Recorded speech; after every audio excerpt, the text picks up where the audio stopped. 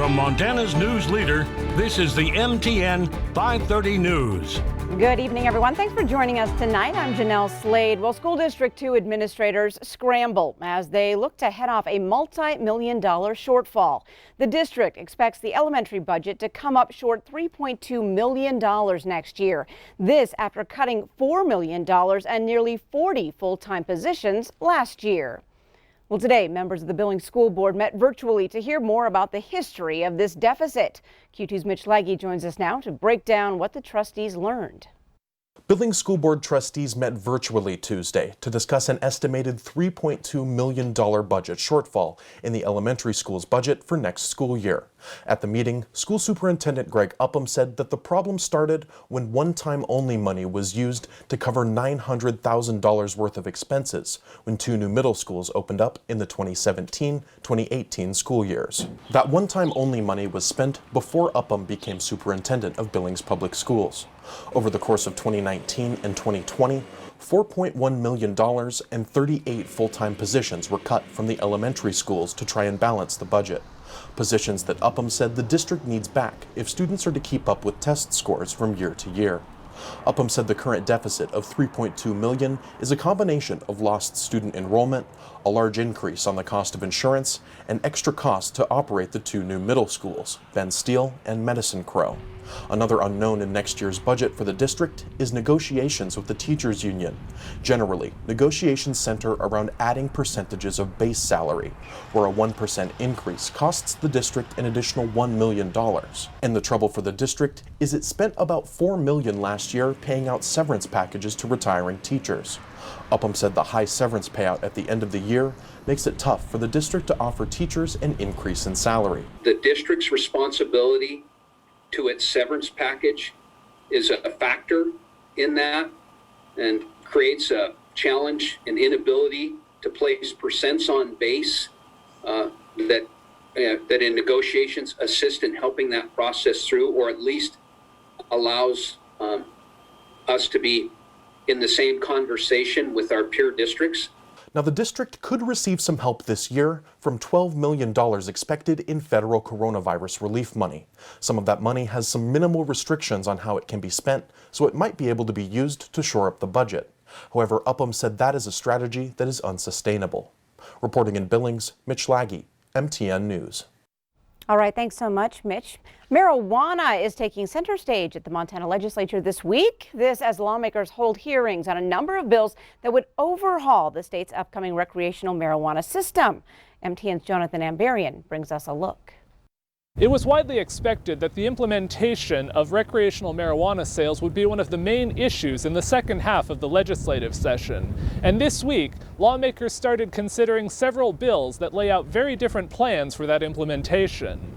The most talked about bill has been House Bill 701, sponsored by Representative Mike Hopkins, a Republican from Missoula. That bill will be heard in committee on Wednesday. It would maintain separate licensing for medical and recreational marijuana providers, and delay the issuing of licenses from October to January. It would require local governments to opt in to allowing recreational marijuana businesses before one could open. And it would redirect up to $6 million a year in revenue to the Heart Fund, Governor Greg Gianforte's proposed account for substance abuse and mental health treatment. It is exactly what I sought out to bring forward to the legislature and to the people of Montana, which is a fully functioning, comprehensive program for the implementation of a safe, controlled, responsible program. Two other bills had hearings in the House Business and Labor Committee on Tuesday. House Bill 670 from Republican Representative Derek Skies of Kalispell would have only a single license for marijuana businesses. They could sell medical marijuana at a 5% tax, up from 4% currently, and recreational marijuana at a 15% tax, down from 20% in Initiative 190. The money would go towards state pension liability and into a trust fund to address the impacts of marijuana use. The bill would delay recreational sales until March. This is not a race to get recreational marijuana up and going,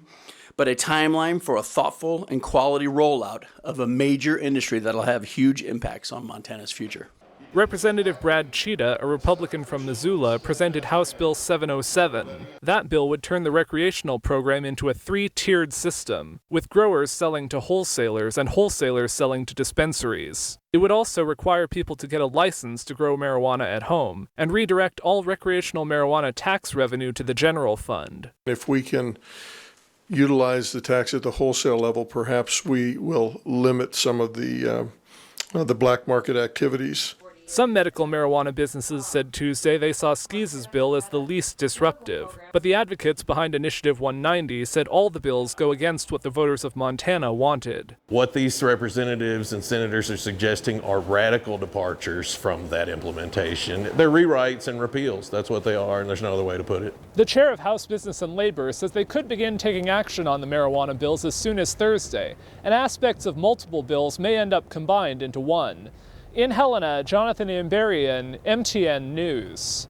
All right, thanks, Jonathan. Now, these are not the only marijuana bills up for debate. Billings Representative Bill Mercer has a proposal that would direct all the tax revenue to pension liability, and Senator David Howard wants to put a referendum before voters that would repeal I-190 completely. Well, Republicans in the Montana Senate today endorsed the bill restricting transgender student athletes in Montana, but not before attaching an amendment that could void the law in the future. The Senate advanced House Bill 112 on a 29-21 vote, setting up a final vote on Thursday. Now, the bill says student athletes can play only for the school sports team that aligns with their biological sex, essentially banning transgender athletes in some circumstances. But a majority of senators voted to attach an amendment that says if the U.S. Department of Education alleges the law is discriminatory, it will be voided. Supporters say it will protect women from unfair competition by transgender athletes who were born as men and are competing as women. But opponents say the majority of women athletes don't think such a problem exists and that the bill is more harmful than helpful for women. How in the world would this law be enforced without enormous privacy violations? If a young woman is suspected to be assigned male at birth by their looks, or if they're just performing super well and someone makes an allegation, whose job is it going to be to pull down the young woman's pants and examine her genitalia? Now, all 29 votes for the bill were Republicans. If the measure passes a final vote in the Senate this week, it would return to the House for a final vote on that Senate amendment. Well, if you have an individual health insurance policy that you bought through the Obamacare on Marketplace, you're likely up for a discount. And if you thought these policies were unaffordable, that may no longer be the case. That's because the federal COVID-19 relief bill includes increased and expanded subsidies for these individual policies. About 45,000 Montanans have these policies now. They have until August 15th to resubmit their personal information to see if they're eligible for lower pricing. And those who weren't eligible for subsidies or who thought policies were too expensive and didn't buy one are now eligible to purchase a policy and get subsidies. Federal health officials estimate that premiums will reduce on average of $50 to $85 per month. Now, under the law, if you are unemployed, you can get even bigger discounts. Well, come tomorrow morning, if you want a COVID test, there is a new, more permanent location. It's set up at Billings Clinic. Overnight, the clinic will move its viral triage unit to its new home, the same-day care clinic on North 29th. Now, here patients will get tested for COVID as well as other respiratory illnesses like strep and the flu. Now, the goal is to keep patients with a potential viral infection separate from others at the hospital. Officials say the new location will help serve a need for COVID testing that's sure to be around for years to come. We know that COVID is not going away. We hope that we'll start seeing it a little bit less and we can have better control with vaccines and just what we've learned over the last year. But we do know that COVID is very contagious and that the right thing to do is to kind of separate and isolate our potential COVID patients. And so that's why we designed this space to be where we forever care for COVID patients as well as all viral patients that come in. Now, the same-day care viral area was constructed with donations as well as state grants. It opens tomorrow at 7 a.m. Well, the COVID-19 pandemic has affected many businesses in Billings this past year, but one restaurant found a way to build a team, create a menu, and prepare for its grand opening. Q2's Shaquille Cozart reports.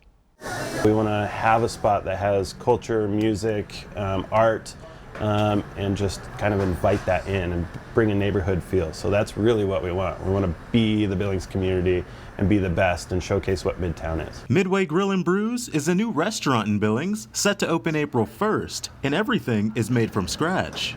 Everything's going to be elevated. We're making our own bread, making our own cheese, doing our own pickling. Midway will serve lunch, dinner, and brunch, and customers can enjoy a different specialty dish from each chef. What I came up with is basically our take on a White Castle burger. That's all I'm going to say as far as what's in the patty. Our house-made relish, our own version of a fry sauce on the other end of it, a few different kinds of cheeses because I don't want to let too much of that go either. So it's all made from scratch, all done in our own house. Now, along with offering specialty brunch and dinner options, Midway Grill and Brews is also supporting local breweries around the city and state of Montana. We're excited to carry a lot of Montana breweries. That's our big thing here.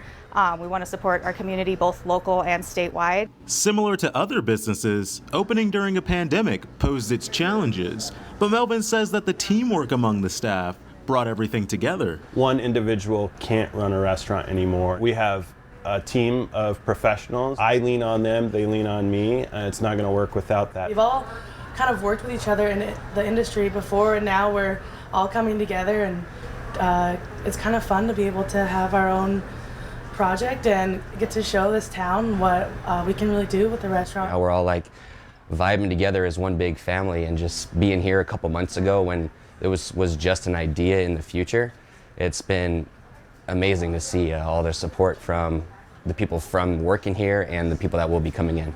Reporting in Billings, I'm Shaquille Kozart with MTN News. All right, thanks so much, Shaq. Now, Melvin says the Midway will have live music events and fun surprises for its soft opening on April 1st. Up next on tonight's MTN 530 News on Q2, the pandemic has been stressful on nearly everyone, especially new moms who not only had to worry about their health, but their baby's health as well. And in sports, Montana State has kicked off spring football. We'll hear from the new head coach as he settles in. Hey, the sun is out, winds are dying down, and the temperatures are going up, up, up. Got the full forecast coming up in just a few.